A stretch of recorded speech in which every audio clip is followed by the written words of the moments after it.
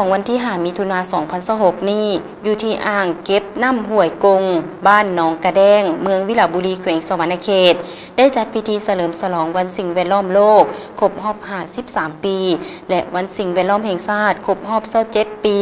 เข้าร่วมในพิธีครั้งนี้มีท่านสุขสาครโพธิราชกรรมการพรรคแขวงเลขาพรรคเมืองท่านโจแพกเสี่ยวซานด้านสิ่งแวดล้อมต่างหน้าบริษัทล้านสร้างมินิโดนจำกัดมีบรรดาทานหัวหน้าคณะของการอ้อมขังเมืองนักธุรกิจผู้ประกอบการตลอดฮอดครูอาจารย์นักเรียนอำนาจการปกครองบ้านและพ่อแม่ประชาชนบ้านหนองกระแดงเข้าร่วมในพิธีทานผู้วนาถบุญศรีพรมประธานคณะกรรมการปกครองเมืองยกให้เห็นประวัติความเป็นมาของวันสิ่งแวดล้อมโลกและวันสิ่งแวดล้อมแห่งชาติโดยท่านได้เน้นหนักว่าภาคและรัฐบาลเห็นได้ความสำคัญจึงได้กำหนดเอาวันที่5 มิถุนายนของทุกๆปีเป็นวันสิ่งแวดล้อมแห่งชาติเพื่อส่งเสริมและปลูกจิตสำนึกให้ปวงชนลาวทุกคนตื่นตัวในการปกป้องรักษาธรรมชาติสำหรับปี 2026 นี้วันสิ่งแวดล้อมโลกครบรอบ53 ปี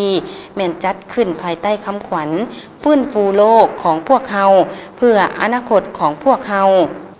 เป้าหมายหลักแม่นเพื่อมุ่งเน้นแก้ไขวิกฤตการเปลี่ยนแปลงดินฟ้าอากาศ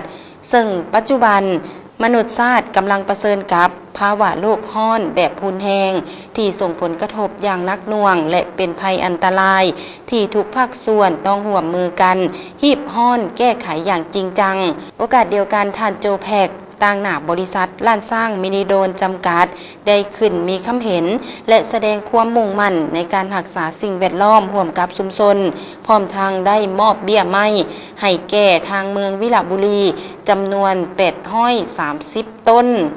ประกอบมีไม้ดูไม้ขม่าและไม้กระจะเพื่อนำไปปลูกฟื้นฟูธรรมชาติ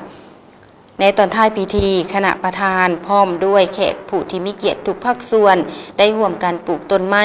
อยู่บริเวณอ่างเก็บน้ำห้วยกงเพื่อสร้างความห่มเย็นเพิ่มพื้นที่สีเขียวและสร้างความสมดุลให้แก่ระบบนิเวศวิทยาภายในท้องถิ่นให้มีความยืนยงตลอดไป